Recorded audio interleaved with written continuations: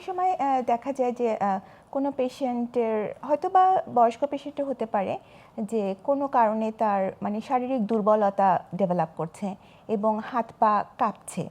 তো তার ধরেন যেহেতু বয়স্ক যদি মানুষ থাকে তাহলে তার ডায়াবেটিস থাকতে পারে, প্রেশারও তো থাকতেই পারে।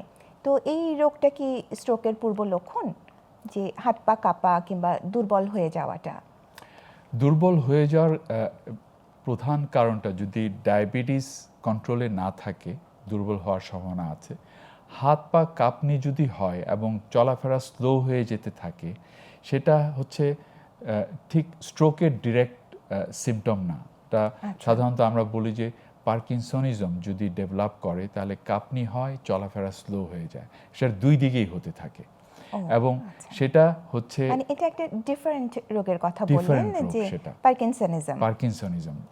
সেটা স্ট্রোক না, কিন্তু সেটা ব্রেইনটা যেহেতু ব্রেইনের কোষগুলো ক্ষয়ে যেতে থাকে তার জন্য ওই সিমটমটা হয়। আর স্ট্রোকটা হচ্ছে গিয়ে আমাদের রক্ত সঞ্চালনের অসুবিধার জন্য স্ট্রোকটা হয়ে থাকে। আচ্ছা, তো তাহলে ওই যে ব্রেইনের যে মানে আপনি বলছেন কোষটা শুকিয়ে যাওয়া, তো এটার কি মানে এটাও তো অনেক সময় রক্ত চলাচল বন্ধ হয়েও তো শুকিয়ে যেতে পারে, নাকি এটার অন্য কোনো একটা মেকানিজম? না, এমনিতে পার্কিনসন ডিজিজে আমরা বলি নিউরোডিজেনারেটিভ ডিজিজ। ব্রেইন সেলগুলো আমাদের সবারই কিন্তু ব্রেইন সেল কমতেছে, বয়স হওয়ার সঙ্গে সঙ্গে কমছে। কিন্তু যাদের পার্কিনসন ডিজিজ আছে স্পেসিফিক ব্রেইনের স্পেসিফিক এরিয়াটাতে কমে যাচ্ছে।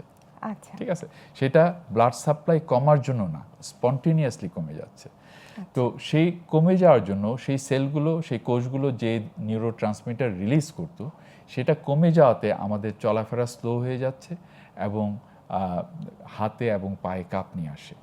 সেটা দেওয়ার জন্য আমরা বাইরে থেকে সেই কোষগুলো যে জিনিসটা সিক্রেট করতো আমরা বাইরে থেকে ওষুধের মাধ্যমে দিই। কিন্তু এটারও ওষুধ আছে, পার্কিনসন ডিজিজের ওষুধ আছে ডেফিনেটলি। তবে পার্কিনসন ডিজিজের মতো আরও অনেকগুলা ডিজিজ আছে যেগুলো পার্কিনসন ডিজিজের ওষুধ দিয়ে ট্রিট করলেও সেগুলো ভালো দিকে যায় না। কিন্তু আমাদের ডায়াগনোসিসটা কনফার্ম করার পরে আমরা ওষুধের মাধ্যমে আমরা তখন ট্রিটমেন্টটা করি। আচ্ছা স্যার, আরেকটা জিনিস একটু জানতে চাচ্ছিলাম, যে সেটা হচ্ছে যে যদি কেউ বুঝতেই পারে যে আমার স্ট্রোক হয়েছে, তো তখন অনেক সময় দেখা যায় যে আসলে বাসার মধ্যেই কোনো ট্রিটমেন্ট নেওয়া কিংবা ঝাড়ফুঁক করা কিংবা এ ধরনের অনেক সময় প্রচলিত আছে আর কি, দেখা যায়। তো এই বিষয় নিয়ে আপনি কি বলবেন? মানে স্ট্রোক যদি হয়ে যায় তাহলে কতটুকু বাসায় কি আদৌ থাকা যাবে কিনা? এই ব্যাপারে আমি বলবো যে স্ট্রোক যদি হয়ে যায়, এখানে কোনো কিছু বাসায় কোনো কিছু ইন্টারভেনশন করার স্কোপ নাই। আমাদেরকে হসপিটালে যেতে হবে, কারণ এর প্রধান কারণটা হচ্ছে আমাদের সিটি স্ক্যান করা দরকার বোঝার জন্য যে কী ধরনের স্ট্রোক। এবং এটা যেহেতু গোল্ডেন আওয়ারের মধ্যে গেলে আমাদের একটা চিকিৎসার ব্যবস্থা সুব্যবস্থা আছে, সেই জিনিসটাও আমাদের বুঝে নেওয়াটা ভালো। এবং সেটা হসপিটালে না গেলে হবে না, বাসায় থেকে সেই চিকিৎসাটা আমরা দিতে পারবো না।